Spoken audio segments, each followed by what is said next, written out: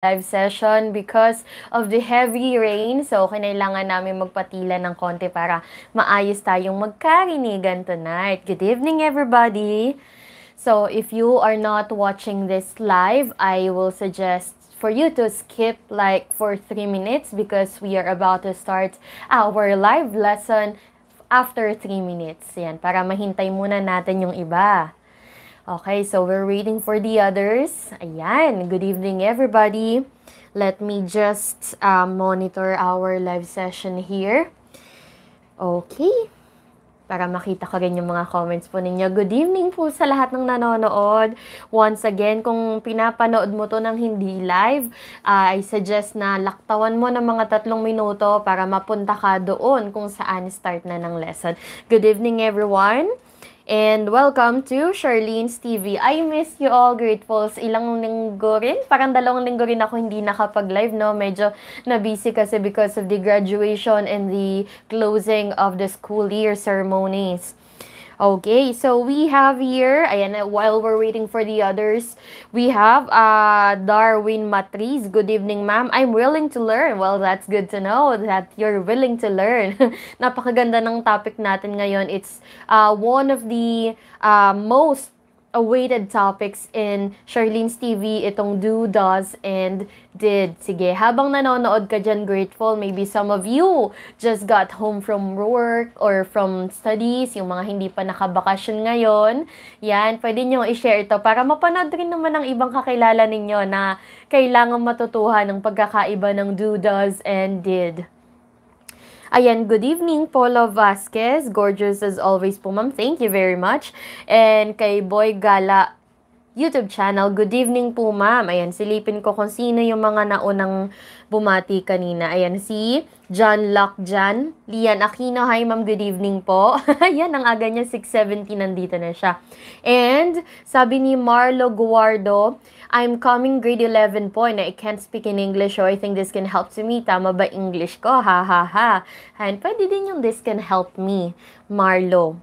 And sabi ni Nia Gervoso or Gervoso, good evening, Ma'am Charlene. Ayan, good evening, everybody. And kung naririnig po ako ng malinaw at hindi naman tayo masyadong naiistorbo ng tunog ng ulan, paki-type nga po ng kahit na anong emoji dyan sa ating chat box. Sige, lagay po kayo ng kahit na anong emoji kung naririnig niyo po ako ng malinaw.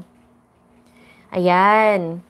Sige, lagay po kayo, mag-chat po kayo ng emoji so I know that we are ready to start. Ayan, shoutout sa lahat ng mga nanonood. And ito talaga yung sinuot ko ulit kasi ito yung nasa thumbnail natin. Ayan, loud and clear. Thank you. So you can hear me loud and clear. That's good. Ang taas tuloy. Ang lakas kasi ng ulan dito sa amin, GREATfuls, that I'm happy that you can hear me clearly. Okay, so alright. So before we start, ayan. Hello ma'am, good evening. I'm a first time to watch Charlene's TV and willing to learn, especially I'm an OFW now. Kung updated kayo, GREATfuls, dito sa ating channel, nag-post ako nung isang araw, tinatanong ko kung saan kayo kasali, kung kayo ba student, high school student, college student, or if you're a worker, a professional, or if you're an OFW, because I'm thinking of a new content and I want to help you. Kung marami yung bumoto doon na OFW, although marami naman talaga, gagawa ako ng mga content na pang OFW. Okay, so without further ado, let us start our lesson. Okay, so for this evening, we are going to learn about do, does, and did. Okay, so we're going to learn about do, does, and did. Let me just check our connection because Ate Tintin informed me that the video is not high definition. Okay. Malinaw po ba yung aking video? Kasi from where I am watching, hindi malinaw yung video ko. So, malinaw po ba? Pa-confirm naman po. Kung malinaw na nakikita yung mga nakasulat. Oh, malinaw daw sa kanila, Ate Tin. Ay, hindi, may iba na hindi clear. Oo, ang taas, ang lakas kasi ng ulan eh. Oo, medyo malabo daw. Yan, medyo nawawala-wala.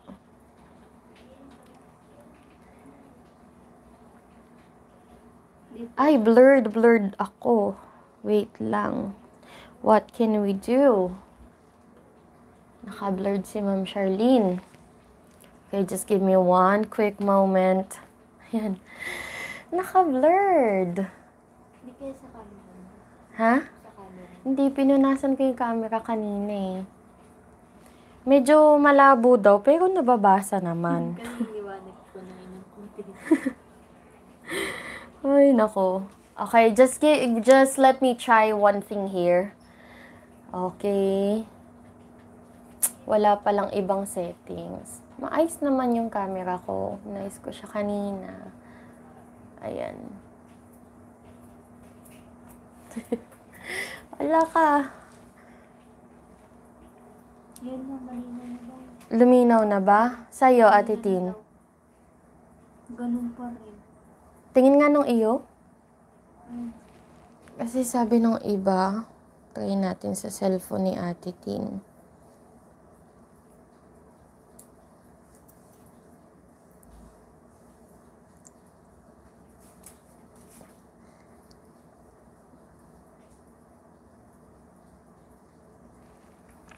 So, try ko nga ito. Medyo blurred daw. Ayan, medyo napabasa naman. Medyo blurred lang naman talaga. Okay. So, this evening, we are going to learn about do, does, and did. Okay? Ayan. So, do, does, and did. Ito, mag-umpisa tayo sa isang tanong. Alin sa tatlong ito ang tama? Okay? Does Kim have a car? Does Kim has a car? Or do Kim have a car? So, wag muna kayong sumagot kasi mamaya i-discuss natin at malalaman natin kung ano ba ang tamang sagot dito sa tanong natin. Kung ano ba yung tamang grammar na gamitin. That's good. And okay na daw yung ating visual. Okay, so let us start with the meaning of the word do. Okay? Pag sinabi natin or pag ginamit natin yung salitang do, it means to perform an action or gagawin natin yung isang bagay. So, do, gagawin natin. For example, I will do house chores tonight. Gagawa ako ng mga gawaing bahay mamayang gabi. Okay? Do is gagawin natin yung isang bagay. So now, kailan natin ginagamit ang does at saka ang do? Okay? So let's take a look at this. So sabi dito in simple present tense, okay? So we will use the word does if we talk about singular nouns, katulad ng mga pen, lady, person, table, chair. So when we say singular, it means that there's only one. Isa lang yung ating pinag-uusapan. So we are going to use the word does. Okay? Together with the pronouns he, she, or it. Itong he na to, siya, sa Tagalog, lalaki. At ito namang she, siya din, pero babae. At itong it ay ito. Ginagamit natin yan sa bagay, okay? And we will use the word do if we talk about plural nouns, okay? So plural nouns, it means that we talk about one or two or more things like tables, chairs, appliances, fans, curtains. So anything na dalawa o higit pa. Okay? So anything na dalawa o higit pa, plural nouns yun, ang gagamitin natin ay do. Recorded po ang ating live lesson. Recorded po ito and pwede niyong mapanood kung sakaling biglang mawalan kayo ng connection habang nag-aaral tayo tonight. And ginagamit natin din yung do sa mga pronouns na I, you, we, and they. Okay? So, Ma'am Charlene, bakit po do dito sa I? Tandaan po natin na itong I at you sa Tagalog yan I, ako. Isa lang po ako, di ba? Kahit na isa lang ako, palaging plural ang kasama ng I, kaya do. Ganon din po yung you, ikaw. Kahit isa ka lang, do ang ating gagamitin kasi plural palagi ang kasama ng you at saka ng I. Ito namang we, tayo, di ba? Or kami is, ibig sabihin yan, lampas ng isa yung tao, so plural. Ito namang they, sila, di ba madami yon kasi kung isa lang siya yon at ito yon he or she. Pero pag they, madami yon sila ang tinutukoy natin, then we will use the word do.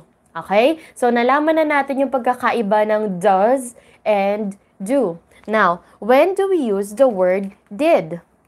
Okay? So, we use the word did in simple past tense. Okay? So, regardless if it is singular or plural, our subject, regardless, we will use the word did. Okay? So, kung singular at kung plural man ang ating noun, did po ang gagamitin natin. Okay? So, did ang ginamit natin. For example, meron ba yun sa likod, Ate Tin? Wala. Okay. Okay. For example, did she like the cake? Diba? Did she like the cake? Nagustuhan niya ba yung cake? Okay, nandito pala example natin kanina sa do and sa does. I'm sorry. So, example natin ng do they like the cake? Nagustuhan ba nila yung cake? Diba, ang subject natin dito ay they. Okay, they ang ating subject. Therefore, we will use the word do. Dahil, yan po ay plural. Do they like the cake? Nagustuhan ba nila yung cake? Next one, does she like the cake? Thus, we use the word does because our subject is she. She yung subject natin at ang she ay isa lang, si Ayan na babae. So, nagustuhan niya ba ang cake? Isa lang ang tinutukoy. Therefore, we use the word does. Does she like the cake? And next one, it does not smell good. So, I threw it away. Hindi maganda yung amoy nito, kaya tinapon ko na. Ayan. So, does ang ginamit natin because our subject is it.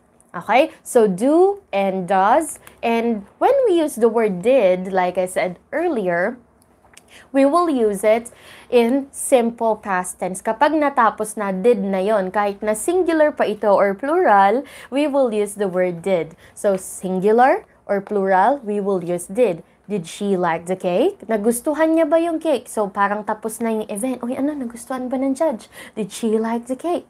Tapos na. Next, it did not smell good. Hindi kasi maganda yung hindi kasi maganda yung amoy. Kaya itinapon ko na kanina pa. Tapos na, 'di ba? So did na yung ginamit natin. Okay? So malinaw po tayo sa pagkakaiba ng do, does, and did. Pero wala pa tayo sa exciting part, grateful, because I'm about to tell you on what type of sentences are we going to use these three. Okay? Saan ba natin ito ginagamit? Okay? First one, we use do, does, and did to emphasize. Okay? Para ipagdiinan yung isang bagay. Okay? For example, ayan, let me introduce to you to our baby for tonight. We have baby Angela. Okay, so kilalanin natin si baby Angela ngayon kasi medyo marami-raming sample sentence ang tungkol sa kanya. So, baby Angela wants her milk. So, gusto ni baby Angela ang gatas niya. So, parang siguro gutom na si baby Angela, 'di ba? Baby Angela wants her milk. Iyan yung simple nating pangungusap. Now, for example, itong si mommy and si daddy ay medyo nagtatalo sila. Kasi sabi ni daddy, why are you feeding her again? Okay? She's not hungry. So sabi ni mommy, di ba, baby Angela wants her milk. Sabi ni mommy na ganon. Sabi ni daddy, no, she's not hungry. Ngayon, si daddy gusto niyang pagtulakan at i-emphasize na gusto talaga ni baby Angela yung gatas niya. So, pwede niya sabihin na, baby Angela does want her milk. Okay? So, pwede niyang ipagdiinan na si baby Angela gusto niya talaga yung kanyang gatas niya. Yung gutom talaga siya. Huwag mong questionin kung bakit ko siya finifeed ulit. Okay? Mapapansin niyo nilagyan ko dito ng blank para makita ko at makita niyo rin na merong nawala. Kanina ang ginamit natin dito ay wants. We have letter S and now we don't have any letter S anymore.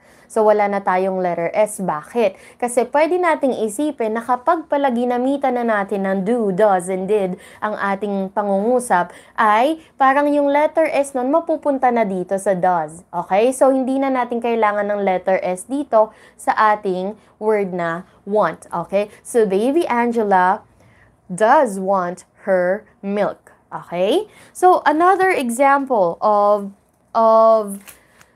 the usage of do, does, and did to emphasize something. 'Di ba? May mga estudyante, ganyan. Papasok sila ngayon sa eskwelahan para gumawa ng kanilang project or mag-practice. Papasok sila sa eskwelahan. Ngayon, tinanong sila ng guard. Do you have a permit? Tas yung leader nila o yung president nila, sumagot naman. Sabi niya, we have a permit. Okay? So, tama naman yung sagot ni leader, we have a permit. And then, chinek nung guard, akin na yung permit niyo. Pinakitang ganon, pero mga ka ng papel, atitin. Ganyan. So, sabi niya, let me see your permit. Yan, tinignan ng guard. Tapos sabi ng guard, this is fake. Ganon. Tapos, sumagot yung president. Sabi niya, we have a permit. Kung gusto niyang ipagdiinan na meron silang permit, pwede niyang gamitin ang salitang do, does, o did. Anybody? Ay, parang feeling ko mag-recite talaga kayo, ano? So, ano yung pwedeng idagdag natin dito sa blank? Do, does, or did. Dito, we blank have a permit. Kung gusto nating ipagdiinan. Okay, very good. See? Miss Joanna. Okay, the correct answer is do. We do have a permit. Okay, meron po talaga kaming permit, something like that. Bakit do yung ginamit natin? Because our subject is the word we and this is plural. Okay, plural yan. We yung subject natin, so we will use the word do. Pwede po ito sa anak ninyo, nanay, si nanay, nonoy John. Okay. So, nakita natin na pwede pala tayong mag-emphasize ng ating mga pangungusap gamit ang do, does, and did. Okay? So, second one, we have the second function of do, does, and did. And that is, number 2, to make negative sentence. Okay? So, makakagawa pala tayo ng negatibong pangungusap gamit ang do, does, and did. Ano po ba yung negative sentence? It is a sentence which has the word no, not, never, or nothing. So, negative po yon. So, tingnan natin. Joel Salsaldo, welcome po sa ating live tonight. Ayan, first time niya daw. So, tingnan natin tong example. Lapit ko sa inyo ng konti. Yan, usod ako dito konti. Okay, so, kindly read our example. Sabi dito, to make negative sentences, we can use do, does, and did. Okay, so ang ating positive na sentence, Baby Angela wants her milk. Diba? Gusto ni Baby Angela yung kanyang gatas. And ang ating negative, paano natin gagawing negative yon? Diba? Dito sa positive sentence, ang ibig sabihin ay gusto ni Baby Angela ang gatas niya. Paano kung ayaw niya? Okay, Baby Angela blank want her milk. Saan natin ilalagay yung not? Okay, bigyan ko muna kayo ng clue. Lagyan natin ng not dito sa pangalawang blank. Okay? Not. Dito, anong gagamitin natin? Do or does? Do or does dito? Dito? Okay, very good. So, tama po kayo. We will use the word does. So, Baby Angela does not want her milk. Ayaw niya nung gatas niya. Okay? So, makikita natin dito na yung wants kanina sa taas ay naging want na lang katulad nga ng sinabi ko kasi yung letter S ay isipin natin na nilipat dito sa does. Okay? And if we use that in spoken English, we will pronounce it like does not, magiging doesn't. So parang may letter Z sound, doesn't. Baby Angela doesn't want her milk. Okay, doesn't. Tama po kayo. Okay, hi, Ate Beauty Jen, watching from Cambodia. Welcome to our live lesson. Now, let's proceed to the next example. Sabi dito, we have a permit. So, paano natin gagawing negative sentence? We have a permit. So, paano kung wala naman tayong permit? How are we going to state that? We? Sige, sagot po kayo. Okay, ayan mukhang nakukuha na. Yes, our correct answer is do not. Okay? So, positive sentence, we have a permit. And negative sentence, we do not have a permit. And in spoken English, we can pronounce it like don't. Okay? So, we don't have a permit. Do not, don't, does not, doesn't. Okay? Wag po kayo, sige nga, subukan nyo nga pong banggitin dyan sa end ninyo kahit hindi ko kayo naririnig. Sabihin po ninyo yung salitang don't. Again, don't. Doesn't. Doesn't. Okay, thank you. That's good. So now, we can use that in negative sentence, di ba? So, tingnan natin kung kailan natin gagamitin yung did sa negative sentence kasi madali lang yung do saka yung does kapag present tense. So, sabi dito ni Dad, why did you throw that away? Ba't mo tinapon yan? Sabi niyang ganon dun sa kausap niyang mommy. Siguro ito yung mommy at yung daddy ni Angela, ni baby Angela.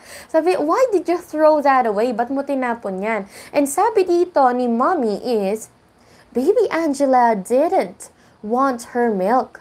So, maybe I need to prepare a fresh one. So, ayaw ni baby Angela sa gatas niya. Baka kailangan ko nang maghanda ng bagong timpla. Something like that. So, didn't, did not. Inayawan na ni baby Angela yung gatas. Okay? Inayawan niya na yung gatas, hindi niya na gusto. Kanina niya pa hindi gusto, kaya ang ginamit natin ay did. Okay? Let me repeat. We will use do sa ating plural subject, does sa singular, and did sa kahit na saan as long as it is in the past tense. That's right. Thank you.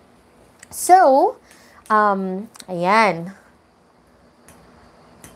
Okay. So, teka lang, nasa na yung next slide natin?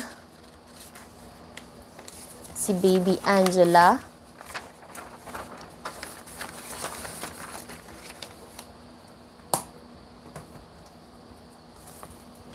Yan, ito yung ating next slide. So, katulad din po sa example natin kanina, dun sa may permit, di ba? Kunwari, sinabi ng secretary, hey, President, why did you cancel our rehearsal at the school earlier? Bakit ka nag-cancel, President? Pwedeng isagot ni President na, we did not have a permit. Wala tayong permit. Okay. So now, let's move on to, by the way, para sa mga kararating lang, we are talking about do, does, and did. And after this, we are going to have a short quiz to see if you learned something today. And mas marami pa kayong matututuhan dun sa quiz kasi naghanda ko ng mga surprise questions for you. Okay. So let's proceed to the third usage of the word do, does, and did. So we can use it to make questions, okay? Magagamit natin ito para makagawa ng mga tanong, okay? The questions that we can do from do, does, and did are answerable by yes or no. Oo o hindi ang mga sagot dito sa tanong natin, okay? So, for example, we have here a statement, your mom works at Google. Okay? Nagtatrabaho ang nanay mo sa Google. Paano natin to gagawing tanong? Blank, your mom worked at Google. So, ano po yung gagamitin natin sa umpisa? Do, does, or did? Do, does, or did?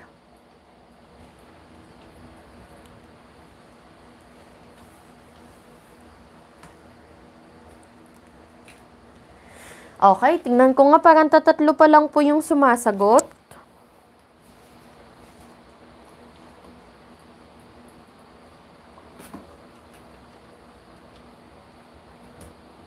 Okay, very good. Ayan, nakukuha nyo na din talaga, GREATfuls.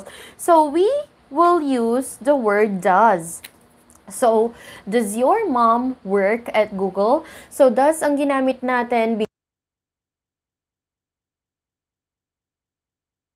yung nanay mo, isa lang naman yun. That is singular, so we will use the word does. And, let me remind you again, yung works dito, we remove the letter S kasi parang nilipat na natin yun dito sa does. So, ang tamang grammar na gamitin, does your mom work at Google? So, hindi na natin kailangan magdagdag pa dito. Alright? Okay. So, next example. Opo, does ang tamang sagot. Next example, Michaela knows you're here. Michaela knows you're here. Alam ni Michaela na nandito ka. Okay? So, paano natin gagawing tanong yon? Does Michaela know you're here? Does Michaela know you're here? Or do Michaela know you're here? O did Michaela know you're here? Okay, ano kaya ang tamang sagot?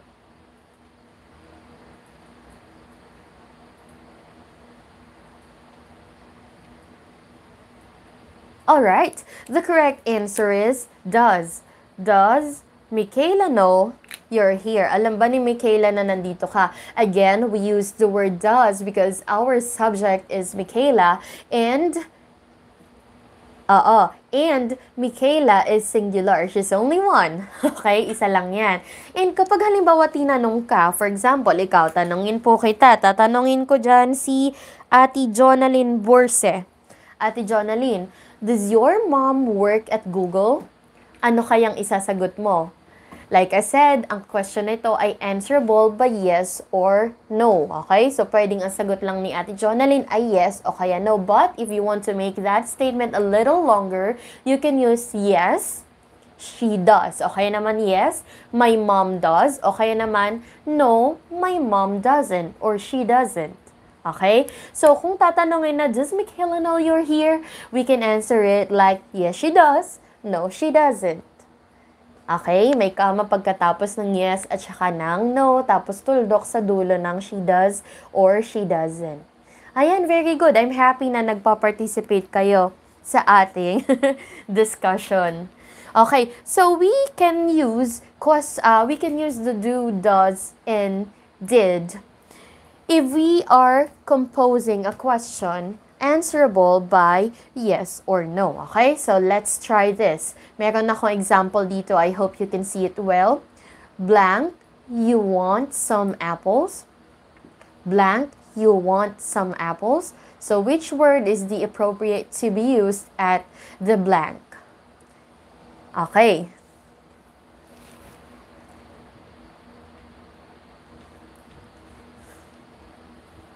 Very good. Okay, so the thing or the word that we need to use is the word do. Okay, do you want some apples? Okay, so do you want some apples? Gusto mo ba ng apples? Tanungin kita, yes, I do. No, I don't. Okay, so we use the word do para sa plural kasi nga ang you ang ating subject and you is always plural. Okay, next. Next one. Ayan. The students need to enroll online. The students need to enroll online. Do, does, or did? The students need to enroll online.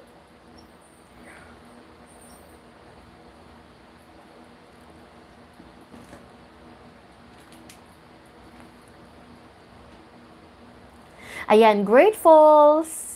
Reminders, may mga nakikita akong hindi tama na sagot. But yes, you can do a lot better if you will just understand our statement here. The students need to enroll online. Ang subject natin ay students. The word students, is it plural or singular? Okay, this is plural. Therefore, we will use the word do. Okay? Do the students need to enroll online? Kailangan ba ng mga estudyante na mag-enroll online?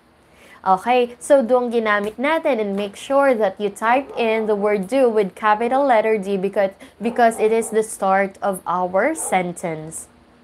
Okay, and third one, blank, you put nuts on my pasta earlier. Blank, you put nuts on my pasta earlier. Blank, you put nuts on my pasta earlier. Ayan. Tatagalogin ko na, naglagay ka ba ng mga mani sa pasta ko kanina? Siguro yung nagtatanong nito, allergic siya sa mani, kaya natanong niya. Okay. Oh, ang dami nagsasagot ng did. Because did is the correct answer. Paano nyo po nalaman na did? Ano ba yung naging clue natin dito? Did you put nuts on my pasta earlier? Paano natin nalaman na did? Yan, ang active nila.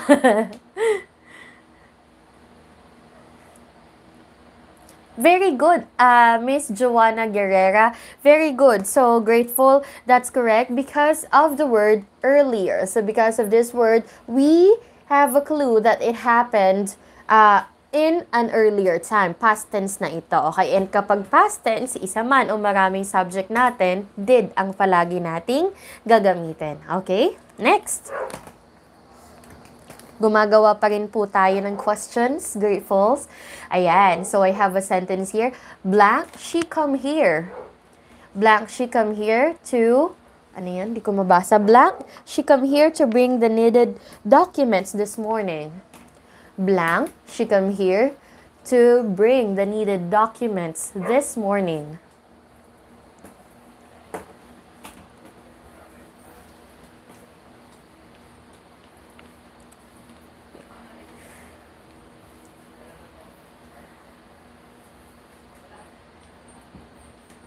Okay, the correct answer is the word yes. You're correct. Ang tamang sagot natin dito ay did.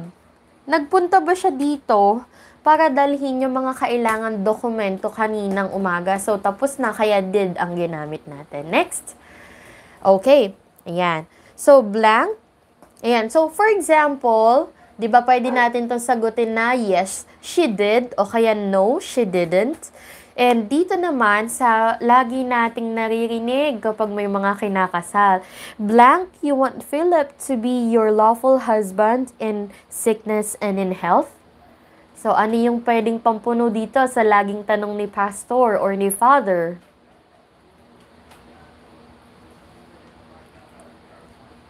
Okay. Sino ba yung tinatanong dito? Ikaw, di ba? So ikaw yung subject. Therefore, pag ikaw, you're always plural, so we will use the word you. Do you want Philip to be your lawful husband in sickness and in health? And kapag ka ang sagot mo ay oo, you may say, yes, I do. O kaya naman pag ayaw mo, no, I don't. O kaya naman, pwede na yung simpleng I do or I don't. Okay, ayan, nakagawa na tayo ng question GREATfuls gamit ang do, does, and did. So now, I want you to write a simple question for me. Sulat nga po kayo ng tanong para sa akin. Sasagutin ko ng yes, I do, no, I don't. Sige nga po, pakitanong nyo ako dyan, GREATfuls, na nagsisimula sa D, sa do, does, or did. Sige, tingnan natin yung mga tanong ninyo kay Ma'am Charlene.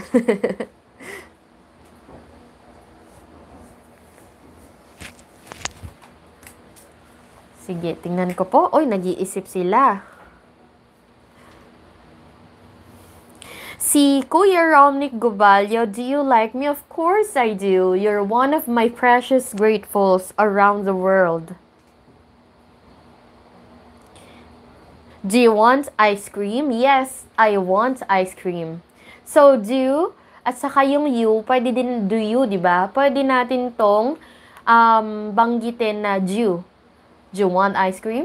Di ba? Parang mas magaling tayo mag-English pakinggan. Do you like me? Ayan. Okay. O, nasa na yung tanong ng iba? Sabi ni Ate Jonalyn, do you believe in happily ever after, ma'am? Yes, I do believe. Or yes, I do. Ayan. Do you want? Parang si Mr. Kirona, if I read your last name correctly. Do you want? Parang kulang po kasi yun eh. Gusto mo? Parang walang kailangan merong bagay kang inalok. Gusto mo ba ng halimbawa, pillow? Do you want a pillow? Yes or no? Answerable by yes or no. Ayan. Yes, Ate Nia Gervoso, do you speak English? Yes, I do. How about you, GREATfuls? Do you speak Ilocano? GREATfuls, do you speak Ilocano? Practice lang to dahil malapit na tayo mag-quiz. Do you speak Ilocano? Ayan, sabi ni Kuya Eric, sabi ni Keith Nicole, no. No, I don't. Yan, pero pwede din naman yun don't. Ayan, sabi ni John Locke, tama yun. And, do you know Oz? Maybe if you will attend my live lesson every Wednesday and every Monday, I will get to know you. And do you eat your dinner?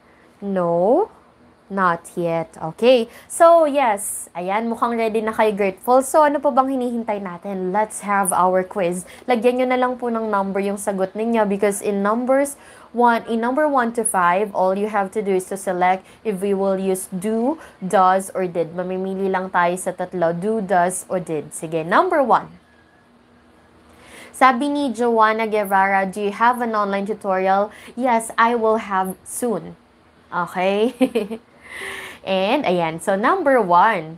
Ayan, quiz na po tayo.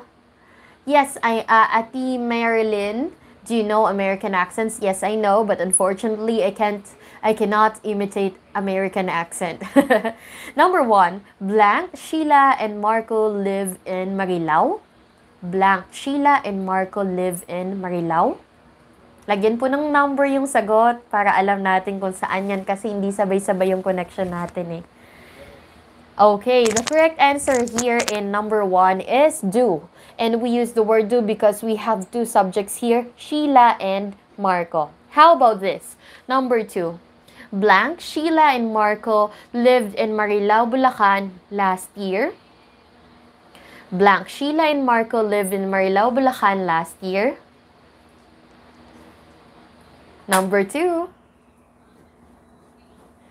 Yan, yung iba tama yung sagot ninyo, but you need to use a capital letter because it's in the beginning of the sentence. Dahil simula po ito ng pangungusap natin, kaya kailangan malaking titik ang gagamitin natin. Okay?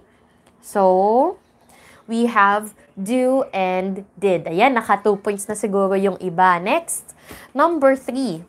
Ito. Ang tanong siguro is, does, do, or did your dog poop every day? Parang pupu ba araw-araw yung aso mo? Siguro pet owner to, no? Do you love pets, Grateful's? Okay, in number 3.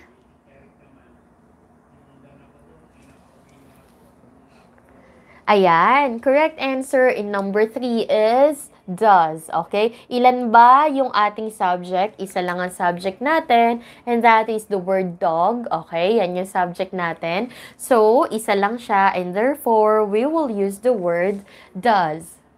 Alright, next one. Number 4. Number 4, you did not blank your homework. So, it's a statement, you did not blank your homework. Does, do, or did. You did not blank your homework. You did not blank your homework. You did not blank your homework. Very good. So number 4 is do. You did not do your homework. Okay? Okay. I'm sorry for that, Grateful's. May naririnig kasi kaming maingay na kapitbahay ngayon eh. Okay. Number 5. Okay? Number 5. Do, does, or did the Grateful's love Charlene's TV?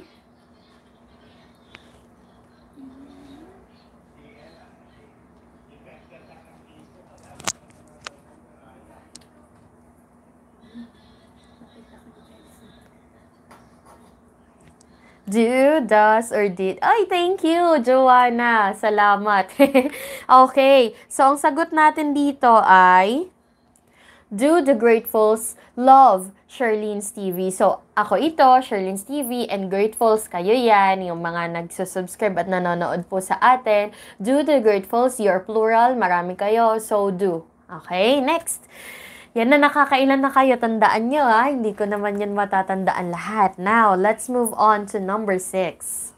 Yan, basahin ko dito. Yung number 6, ano? Yan, I'm watching my own live. Yan. So, the students blank not have to come to school for their diplomas. It will be sent through email.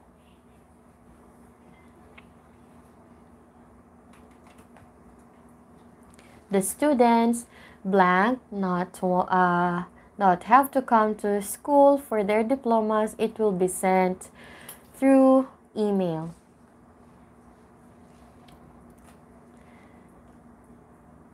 Okay, number 6, the correct answer is the students. Okay, ang sagot natin dito, the students do not have to come to school for their diplomas. It will be sent through email. So, the students don't have to come. Do not, diba? Don't. Ma'am Charlene, bakit po do, but hindi po did? Kasi po yung did, ginagamit natin sa past tense, okay? And dito, sa ating sentence na kadugtong, it will be sent through email. Isisend pa lang gamit ang email. So, mangyayari pa lang. So, do ang gagamitin natin, okay? So, kapag naman halimbawa ang kadugtong dito, the students did not have to come to school for their diplomas because those were sent through their email. Ibig sabihin na isend na. So, pwede na yung did sana. Pero dito sa sentence natin, ang tamang sagot ay do. Okay. Alright. So, number 7.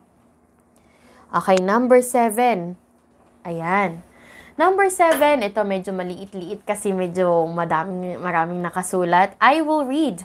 Ang gagawin natin dito, change the following into negative. So, our sentence is, he wants to buy a new car. He wants to buy a new car. So, paano natin ito gagawing negative? Letter A, he doesn't want to buy a new car. Or letter B, he doesn't want to buy a new car. Okay, number 7. Yung iba siguro, ang bagal talaga ng connection, no? Kasi, nasa number 3 pa lang sila ngayon. Well, that's good. That's still good.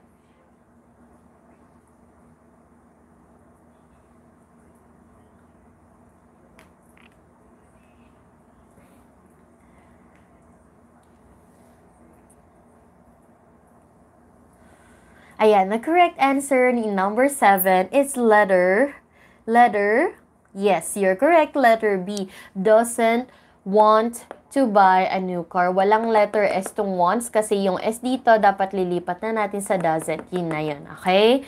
Number 8. Ayan, number 8. Jam ate a lot of nuts yesterday. Jam ate a lot of nuts yesterday. Letter A, paano natin itong gagawing negative? Letter A, Jam doesn't eat a lot of nuts yesterday. Or Jam didn't eat a lot of nuts yesterday. Number 8, letter A or letter B.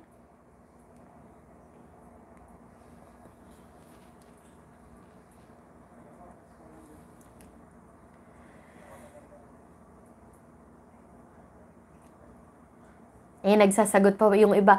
Pero, ayan, Jam ate a lot of nuts yesterday. Paano natin yun gagawing negative? Okay, so ito po yung tatandaan natin, ha? Ayan. Ang tamang sagot dito sa number 8, GREATfuls, ay wala pong tamang sagot. Tinitingnan ko lang kung alert kayo dahil ang tamang sagot natin ay ito. Ayan, Jam. Ma'am Charlene, ang daya mo naman, wala palang tamang sagot doon. Pero syempre, tingnan natin kung alam ba ito. So, ang tamang sagot, Jam did not eat a lot of nuts yesterday. Okay? Did ang ginamit natin, pero yung ating base form, ang ating verb ay nasa base form lang, eat.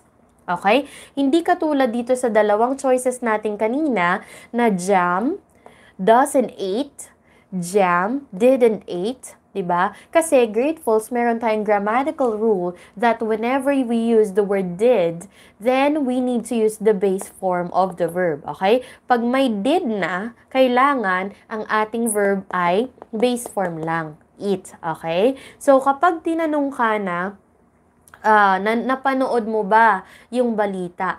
Dapat yon, did you watch the news? Wala nang ed sa dulo, okay? Kapag may did na, hindi na tayo gagamit ng kahit na ano pang past tense na verb, kailangan base form lang ang gagamitin. Okay, sana naintindihan yan. And number 9, paano natin gagawing negative ito? Sige, sulat nga po kayo ng sentence tungkol dito. I can ride a bike. I can ride a bike. Paano pag kaya niyang di ba, kaya niyang magbike? Paano po kapag hindi niya kaya? I can ride a bike.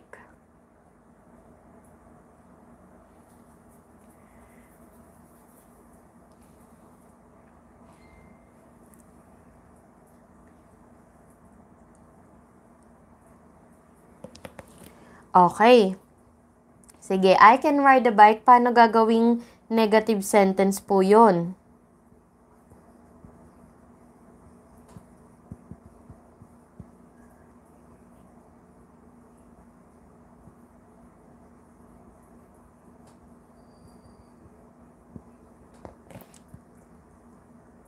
Okay, very good. Ayan, medyo alam nyo naman na pala talaga. So, dito, hindi pwede lagyan ng don't. I don't can ride a bike. That's ungrammatical. Mali.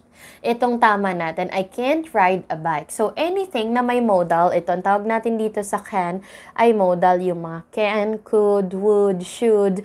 Yan ay ginagamitan lang natin ng not. Lagyan lang natin ng not, can't, cannot. Okay, I cannot ride a bike. Okay, number 10. Ito naman po, gagawin nating question. You're doing very great, GREATfuls. Yan. We are going to change this into a question. So, paano po natin gagawing tanong ito? Ken and Jane have a small siomai business. Ken and Jane have a small siomai business.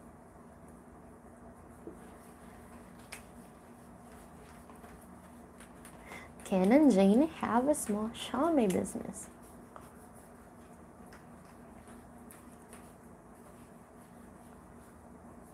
Okay. So, thank you dun sa mga nag-retype pa talaga, no? So, in number 10, dadagdagan lang natin ng word na do.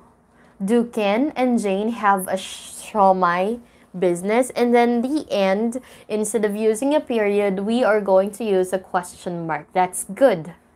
Okay, tama po. Opo, question mark po kasi tanong. Okay, and do ang ginamit natin kasi dalawa si Ken at saka si Jane. Ayan, very good. Kaya nyo na talaga. Okay, now, di ba, gagawin natin yung tanong. Paano naman natin gagawing tanong ito? Number 13. Sorry, walang number. Number 11 pa lang pala. Sorry, number 11 pa lang pala tayo. You are a teacher. How are we going to make that question, to transform that into a question? You are a teacher.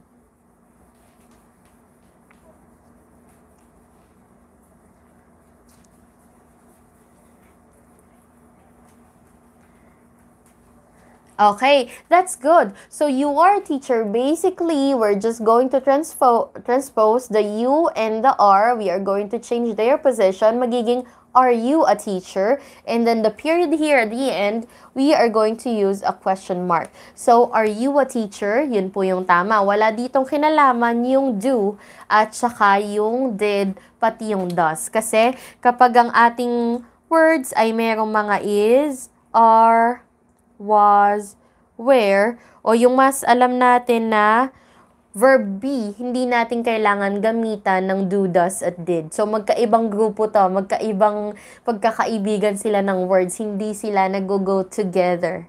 Okay? So, ito, you are a teacher, dahil may are ito, hindi natin kailangan ng do. So, are you a teacher? With a question mark. That's correct, Kuya Eric. Okay, number 12. Okay. Grace. Ito, number 12. Okay. Number 12. Grace did not inform the other members about the meeting. How are we going to make that a sentence? Grace did not inform the other members about the meeting.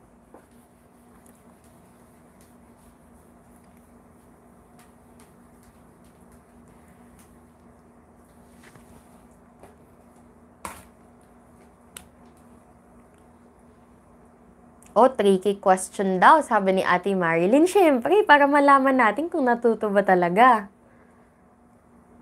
Okay, makikita nyo paano natin ito ginawa. Grace did not inform the other members about the meeting.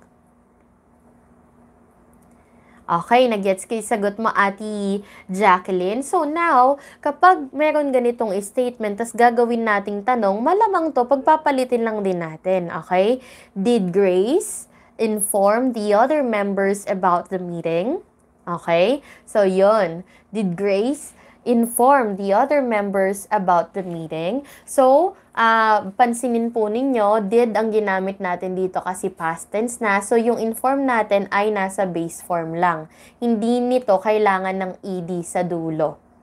Hindi po kailangan ng ed. Okay. So, yan ang ating number 13. So, now, balik na tayo doon sa pinag-usapan natin kanina. Ano ba yung tama dito sa tatlo? Okay, let me just grab this physical slide. Ano po ba yung tama dito? Do, does, or did? Letter A, does Kim have a car? Does Kim has a car? Or letter C, do Kim have a car? So, bago natin gawing tanong yan, bago natin gawing tanong is, tingnan muna natin. Si Kim ay may kotse. Kim has a car. Kung walang kotse si Kim, ang sentence natin ay Kim has no car. Okay? Kim has no car. Ngayon, paano natin tatanungin kung meron bang kotse si Kim? Okay? Kim has a car. Paano yan magiging tanong? Tingnan natin. Yan. So, does Kim have a car? Sino po ba yung subject natin? Di ba si Kim? Ilan po ba si Kim? Isa lang siya. She is singular. Therefore, we will use the word does. So, tama itong dalawa. Okay, tanggalin na natin yung letter C sa pagpipilian. Dahil isa lang naman ang pinag-uusapan natin, si Kim yon. Okay, does Kim have a car? Does Kim has a car? Okay? So, ngayon, ano yung tama? Letter A or letter B? Okay. Ang pinagkaiba na lang nila ay have or has. Okay.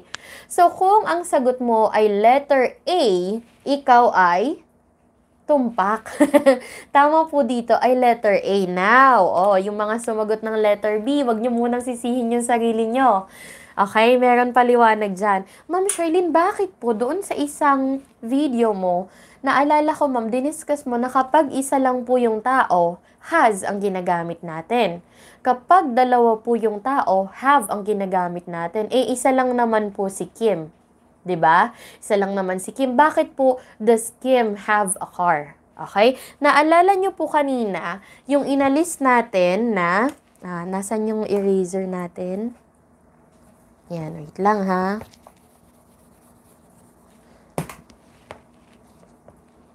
Sino baby? Si ano? Kalimutan ko yung pangalan ng baby. Si Baby Angela. Ayan. Yung pusa. Teka lang nagsusulat po ako.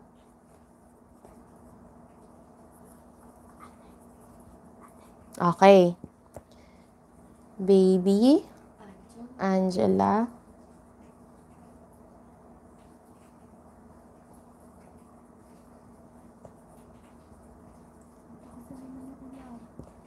Oo, sobrang lakas ng ulan kaya ang labo ko po ngayon eh. Okay. Sana po next live natin ay sa Wednesday. I'm hoping na medyo maayos-ayos na yung internet connection natin kasi ang lakas po ng ulan. Okay. So, dito. Balik tayo dito. So, kanina yung example natin, di ba, Baby Angela wants her milk. No, kapag binigyan na natin ng emphasis, ginamitan natin ng does, di ba nawawala yung S dito? Parang nagiging plural itong verb natin, di ba? Dahil ang plural na verb ay yung walang S. So, ganun din po dito. Dahil si Kim ay iisa lang, at saka ginamitan natin ng does, therefore, ang verb na gagamitin natin ay plural. So, does Kim have a car? Yun po yung tamang grammar na gagamitin natin. Uulitin ko, bakit po hindi tama yung has? Although, meron tayong rule na kapag isa lang yung subject, has ang gagamitin, pero kapag kasama sa sentence yung does, kailangan yung verb na kasunod ay maging plural. So, does Kim have a car? Okay, yun po yung tama. Letter A. Sana naintindihan po yun. So, kung meron tayong notebook, paabot nga ako ng isang notebook. Okay. So, if I have a notebook here, and then tinanong nyo po ako, kung Ma'am Charlene, may balot po ba yung notebook ninyo? Okay? May balot po ba yan? Okay? So, ano yung tama gamitin? Letter A, does it has a cover? B, does it has a cover? And letter C, do it has a cover? Teka lang, merong maling ano. Have yung isa.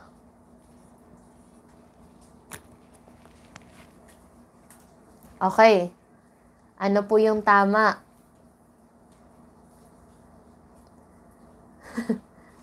Nasa dulo na tayo, no?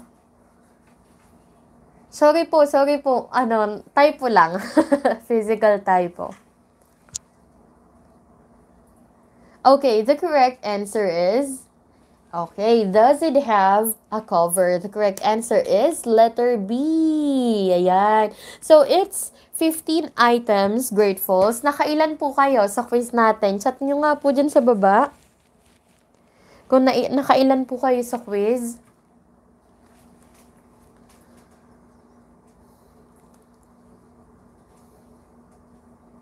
Oh, may naka 15 Prinsipeng Sunog TV.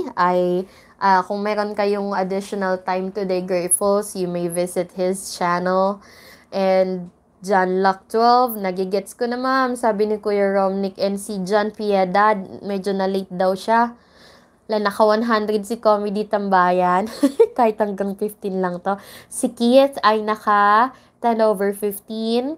And sabi ni Kuya Sammy Padilla, naka 11. Ayan, okay? So, GREATfuls, I hope that you learned something from today's video.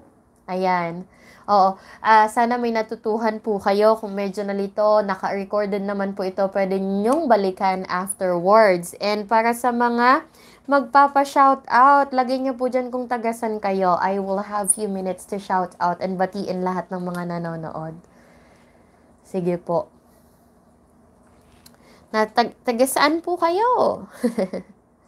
Jenny Cortez, hello. Sammy Padilla, thank you, ma'am. Ayan, pa-shoutout daw si Prinsipeng Sunog TV, shoutout sa Bulacan, Angat. Ayan, taga Bulacan din si Ma'am Charlene. Si Ate Jerlyn Belmonte from Jensan. Hello po sa lahat ng mga taga Jensan. Si Jonaline Abonales, ma'am, pa-shoutout po. Loma de Gato, Bulacan. Ang lakas ng ulan po sa atin dito sa Bulacan ngayon, Ate Jonaline. Si Kuya Romnick Gubalio. Thank you, Ma'am Charlene from Dasmariñas, Cavite. Hello sa lahat ng mga taga South. And pa-shoutout from LU. Angeles City, hello po, Ate Jenny Cortez. Ayan, nanonood daw si Brix at si Brianna. Hi sa inyong mga babies. At nandyan din si Kuya Eric Equito from Barangay Inapoy, Cabancalan City, Negros Occidental. Buong buo. Hi, Kuya Eric. And... ay, nasan yung ano? Ayan. Si Ate Imelda Domingo from Bataan. So, it's really nice to see you all today, GREATfuls. I will do my best to go live again this coming Wednesday. But if not, we're going to live next Wednesday po. Every Wednesday po talaga yung live natin. So, happened na hindi kasi ako nakapag-live last week. So, nilipat ko siya ng Monday ngayon. Okay? And ayan, habol daw si Kuya John Piedad. Shout out from Quezon City. Katabi lang ng Bulacan. At si Iyan Sacobos. I'm sorry, malabo yung mata ni ma'am. From Davao City. Ayan. What time po mag-start? 6:30 po. Medyo na late lang tayo today because of the heavy rain. Ayan. So, good night, GREATfuls. I hope you have a good dinner and enjoy nyo lang po. Bye-bye! See you next Wednesday. Bye!